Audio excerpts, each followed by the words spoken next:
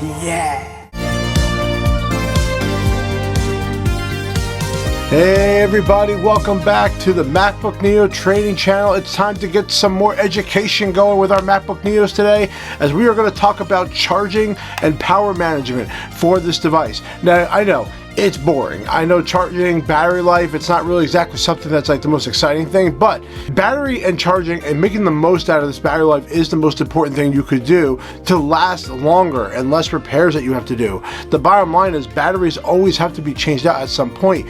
What is really special about this MacBook Neo is that they've actually made a repairable battery in here for the first time. Normally the battery is actually taped down or stuck to what's called the top case where your keyboard lives. However, what they've done this year, and there are videos out there like iFixit who have broken this down and actually now show that the battery is the most easily removable product in here, which is great. But hopefully we never have to get to that. But we're going to talk about charging, we're going to talk about battery management, optimizing, things like that. So if you have any questions, of course, please leave them in the comments below. We already have a full MacBook Neo trading series we've been doing, so please go through that and give us any comment down there that you would like to leave if I don't mention it in this video. The number one thing I'm going to tell everyone to do, which a lot of people always love to do, is they always love to charge their MacBook Neo, or any MacBook for that matter, or any laptop for that matter.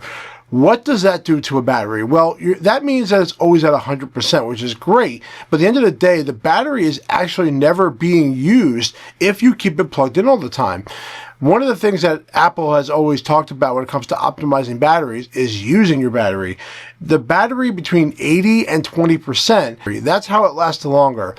Lithium-ion batteries love to be between the 80 and 20% range when you are using them. That is the most lifespan you will get out of them by using them. So I know that a lot of people like to keep it charged all the time, but the goal here is to not do that. So change your mindset now. Stop keeping it plugged in all the time. It's very annoying. So remember, here on the MacBook Neo, you have two ports here. You have the back port and the front port. So remember, this back port has more functionality back here than this port does.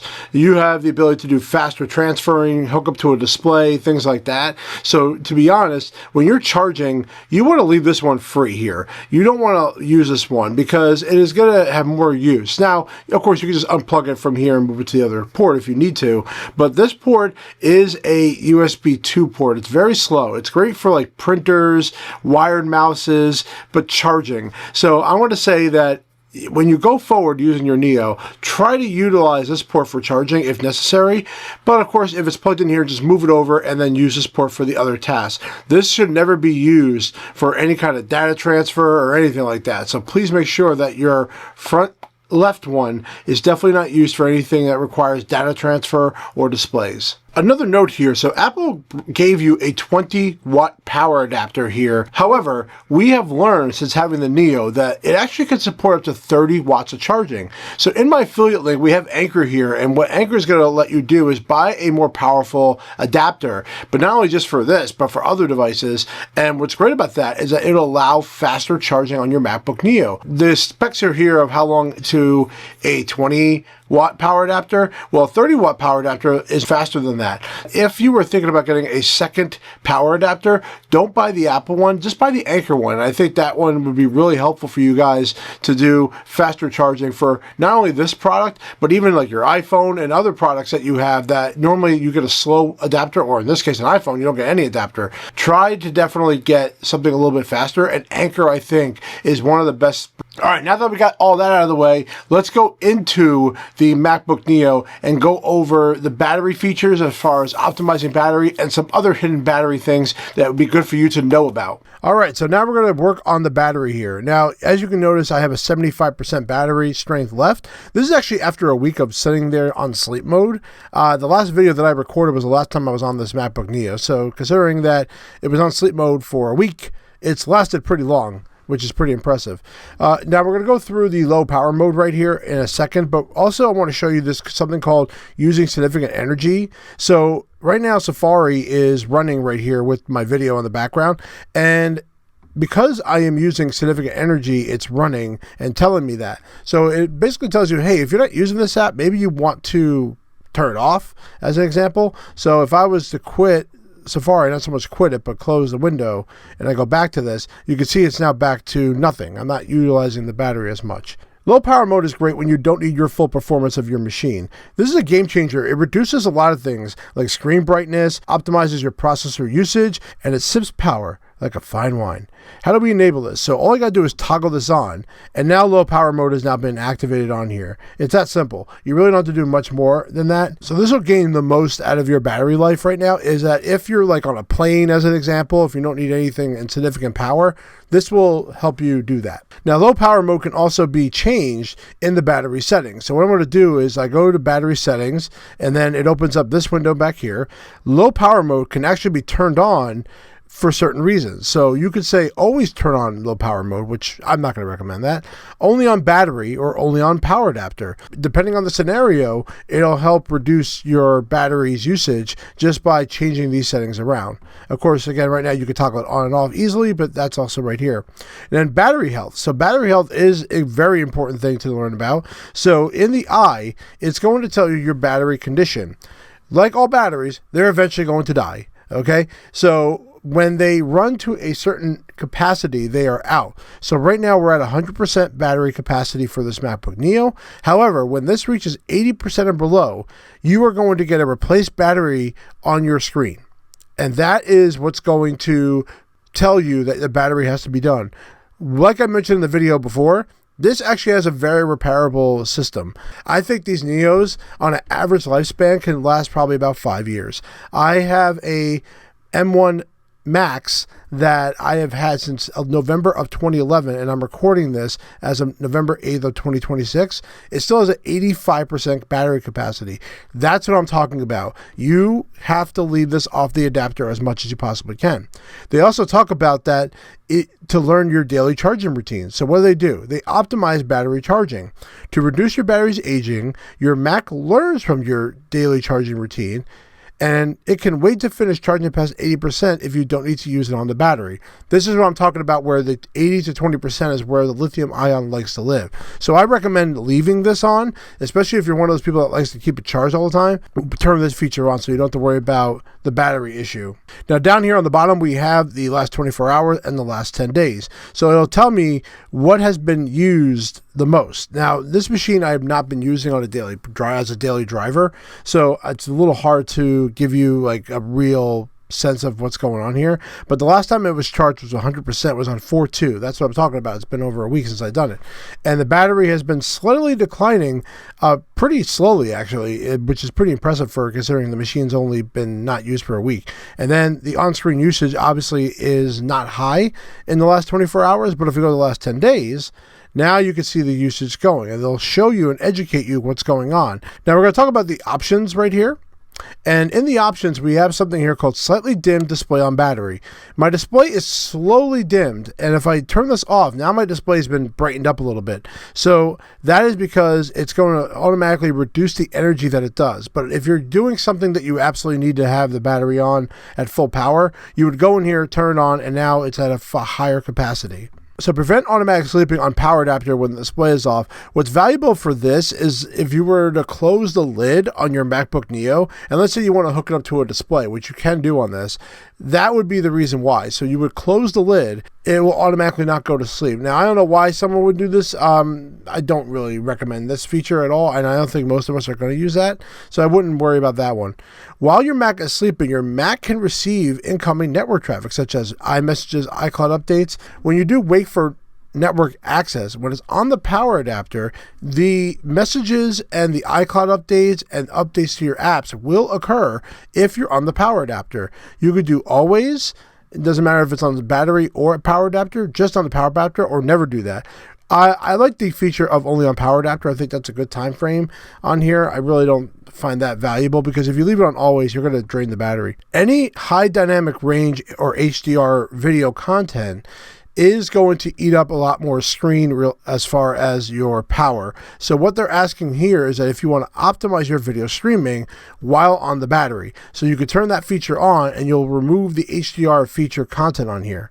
All right, so right now we're watching something on the HDR channel here, and what we're going to do now is actually turn this off so you can see it in action. So HDR is being used, really beautiful right now, and then what I'm going to do is I'm going to turn off the HDR video, and look at the difference now. You can see the video has completely changed. So it doesn't look as nice. So here's like perfect white, just so you can see the difference in here. So I'm just turning off HDR content right here and turning it back on. All right, I'm going to give you some other tips as well. Inside here of the control center, one of the things you want to do is that if you're not actually going to be utilizing Bluetooth or Wi-Fi for any reason, like on a plane, I would definitely recommend turning these off. So I would go to Bluetooth, turn it off, and I would go to Wi-Fi, turn it off. That definitely will help your battery life in here as well. So I think that's really smart. You can also do widgets over here too. If you see the widgets over here, you can add a widget, and one of them is for battery. So if I go to edit widget, and then I type in search widgets and I type in battery, you will see that there's a battery indicator of not only your device, but other devices that you have, including the Bluetooth ones. So all you got to do is just click on the status here. And now look, it adds your battery life directly up here. So instead of going here and seeing what the battery is, even though you have like a little bit of an indicator, you can actually put it right over here full in the screen, and you can move it around and make it a permanent widget that just sits there. When it comes to Safari, guys, please don't have 32 tabs open. I mean, I know we are so tempted to do that. I am not a tab guy. I'll have 10 at most maybe, but please close your tabs. That's why this whole energy thing came up before, and I was watching just one YouTube video. Imagine having like 10 of your tabs open. Like, close the ones you just don't need in the background. Now, Safari does a pretty good job at that, but you know, if you use like Chrome is one of the worst, I would say, web browsers of all time. Eats up battery like crazy. I hate Chrome. I use it for work, but when you go in and you're using Chrome, I mean, there's enough stories out there. If you just type in Chrome battery, like, I don't need to tell you, but even Google in their own AI review says the Chrome, and this is funny, the Chrome browser is notorious for high battery consumption during extensive background activity. You can use the energy saver mode in the settings of Chrome, which I'm going to absolutely tell you to turn on. So go to settings and performance on there and turn on the energy saver. I know you have to reload like your pages and stuff, but geez, I mean, it's going to kill your battery life. It also is like a CPU monster.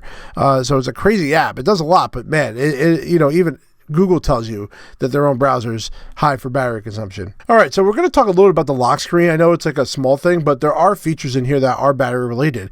Turning your display off and on when the battery is inactive for 2 minutes. So right now you have your setting choices of when you're on the battery and you're not using your device for a certain period of time, how long do you want it to stay on before it actually puts it to sleep. So you want to choose this right now. Now, right now it's set up for 2 minutes.